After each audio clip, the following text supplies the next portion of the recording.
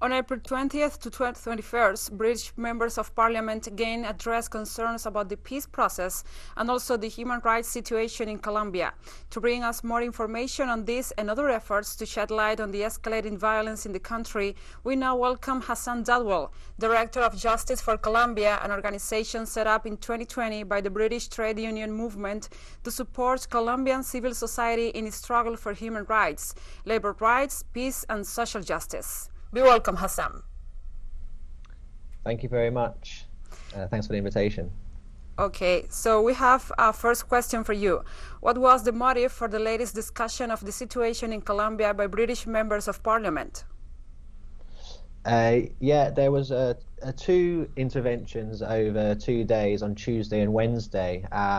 There's a number of MPs and members of the House of Lords. Here we have two houses in the British Parliament who pay really close attention to the situation in Colombia, both in terms of concerns around human rights and in terms of support for the peace process.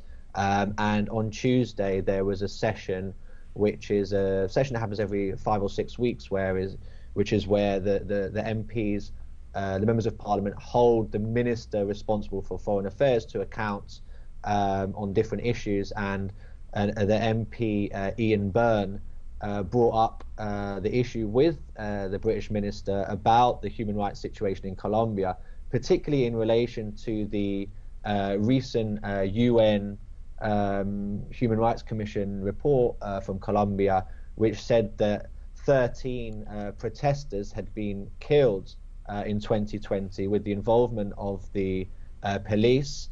And he also brought up concerns he had about the number of protesters who had in recent years received injuries to their eyes, which had left them blinded after being hit with projectiles fired by the police or the riot police. So he brought up these questions to the British minister to ask, what pressure the British government could be putting on their Colombian counterparts to ensure the rights of protesters are respected.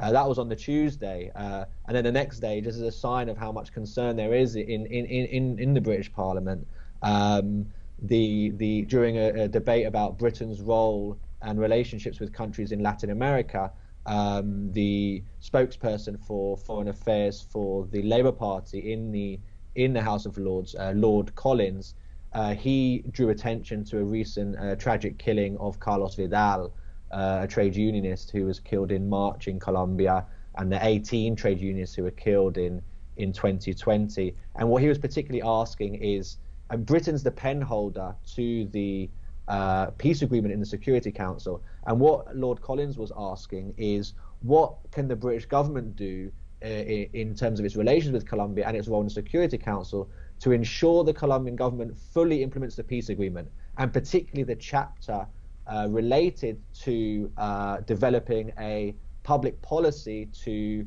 focus on dismantling the so-called paramilitary successor groups that have been so responsible for so much violence in Colombia against activists. Okay, so we have another question for you. In this case, can you explain the role of Justice for Colombia in campaigning for human rights, also and respect for the 2016 peace accords?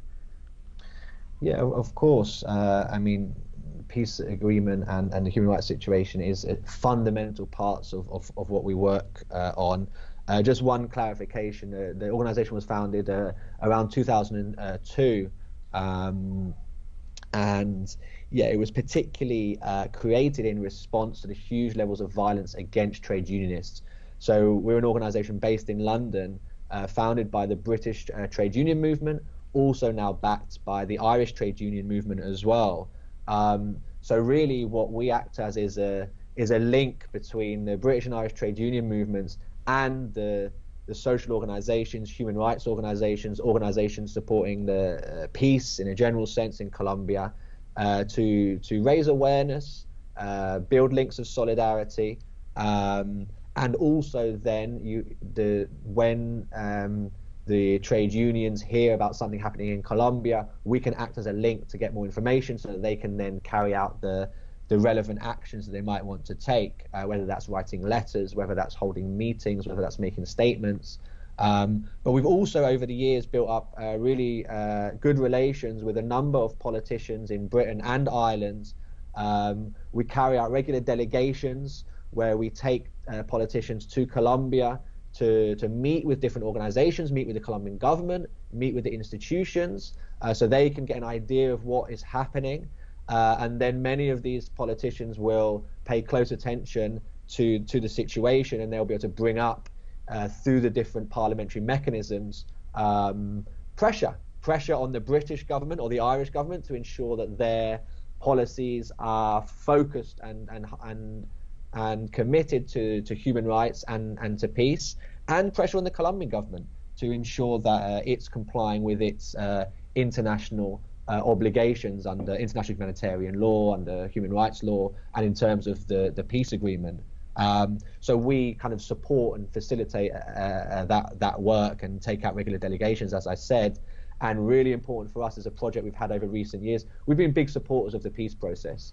We know that Colombia has suffered years of armed conflict, and at the root of this has been social and political inequality. And for us, the peace agreement was a really important step to start to try to address some of those core social and political issues, as well as end a large part of the violence that's taking place.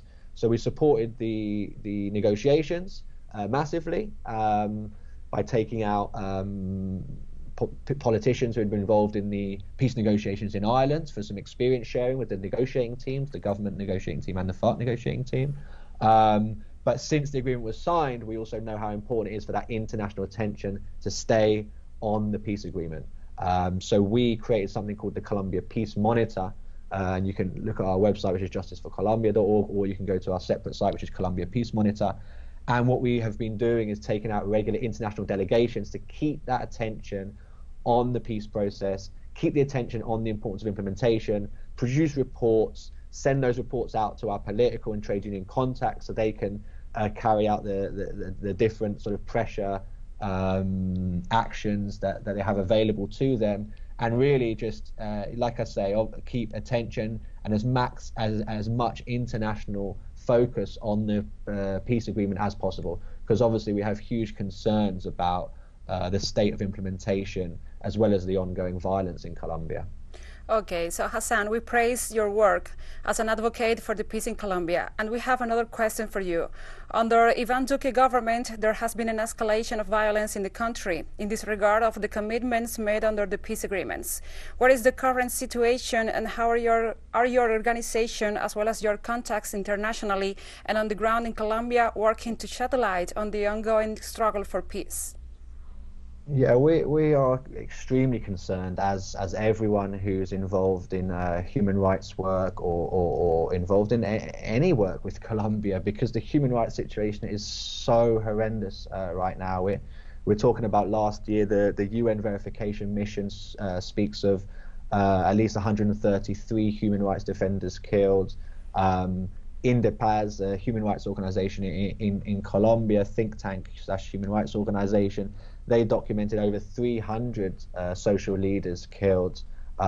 Since the peace agreement, we're talking over 1,000 social leaders killed.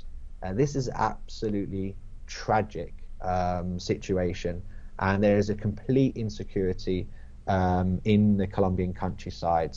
And the Colombian government has been unable to respond to this in a satisfactory way. And what is particularly worrying and concerning for us, as you say, that much of what is happening is going against what was hoped for with the peace process. And there are mechanisms in the peace agreement which, of course, it takes time to implement. And of course, the challenges in terms of the illicit economies are big challenges for any government.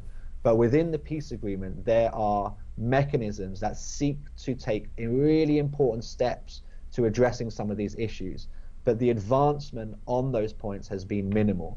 We have a Colombian government that is led by people that and supported by people that campaigned against the peace agreement during the referendum, ran an election campaign saying that they were going to transform and change the peace agreement. We have a vice president who recently spoke out to critique the Transitional Justice Court when it brought out a really significant decision relating to historic crimes of the Colombian army, killing over 6,000 civilians in the so-called false positive scandal, who they later dressed up to pretend they were guerrillas to increase their combat figures.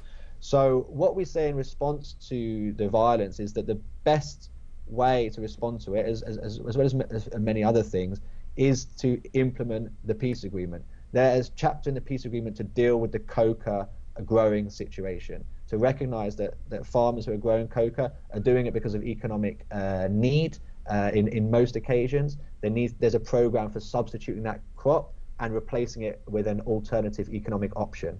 Although 99,000 families have signed up to it, only I think 7% have had access to alternative economic projects. And really importantly, there's a chapter about security mechanisms, which talks about the creation of something called the National Commission for Security Guarantees. This has been created, but it's supposed to bring out a public policy from the government with the support of civil society to address the issue of paramilitary successor groups, which have been historically responsible for the most amount of violence against social activists and still operate today. This public policy still hasn't happened, and this is a matter of absolute urgency that the Colombian government brings out that public policy. But these are just two examples of areas where the peace agreement has not been implemented enough, and that unfortunately is a signal. It's very symbolic of a more general lack of support for the peace process, and therefore, from where we sit, not enough action in terms of responding to the human rights situation.